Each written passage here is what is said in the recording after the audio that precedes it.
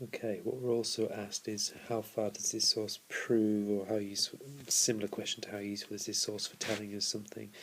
I'm just going to have to excuse the way this PowerPoint's come together with me missing E's and a word down here.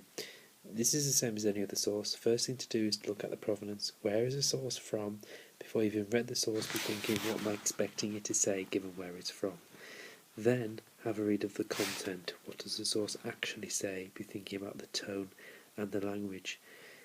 Then take that in context. Are you surprised then, given the provenance and the context? Are you surprised? Does it surprise you given who the source is from as to what they say? Then think about the context and then answer the question. So on balance, does the source prove something or not? I've set this out in this way at the top here with this sentence starters, which I think works quite well. Tone and language are a big thing to pick up on this. Whichever way you decide to go, the source does prove something or doesn't prove something, make sure you quote the content to show how and use the provenance and context to explain why. That's the how, that's the why.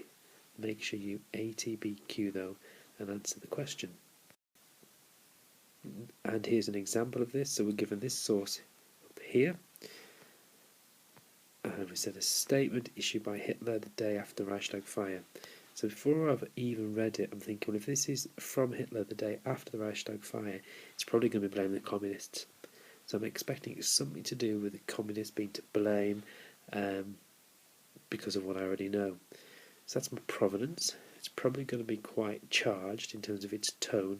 It's probably going to use language that's quite negative towards the communists. So it says, this act of arson is the most outrageous, thinking about tone, act yet committed by communism in Germany.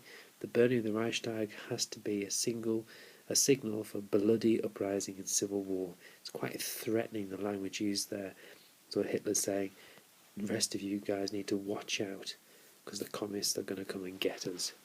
So the question that was asked on this is, how useful is this source as evidence of the cause of the Reichstag fire? Use the source and your knowledge to explain. So going back to the sources, I'm thinking as a cause, it's telling me it's the communists. From my own knowledge, I know with van der Lubbe being put on trial that the communist was linked to it, but I'm also thinking, of course this source is going to be saying this because it's from Hitler. So my answer is going to be talking about being quite limited, but also telling me some stuff that I know is true. In my source, in my answer, I've made a judgment, I've talked about origin, I've talked about content, and I've talked about purpose.